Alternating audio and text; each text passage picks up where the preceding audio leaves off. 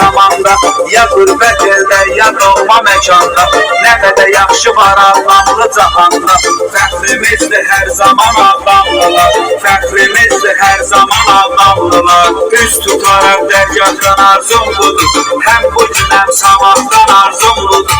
Mənim qadir Allahdan arzum budur, sizləri qorusun hər an Ağdamlılar, sizləri qorusun hər an Ağdamlılar. Can sizə qurbandır can Ağdamlılar, can sizə qurbandır can Ağdamlılar. Həmişə olun mehriban Ağdamlılar, həmişə olun mehriban Ağdamlılar.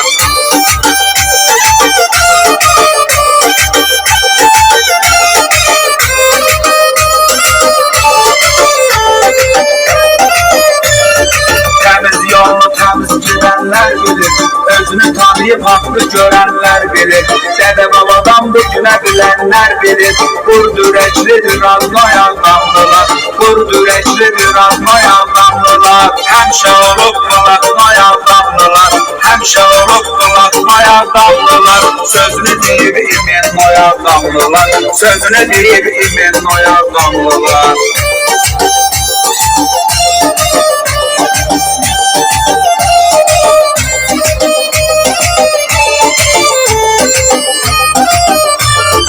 Ağdam etraf baş əyniyib düşmana, 6000'dən çox şəhid verib ana.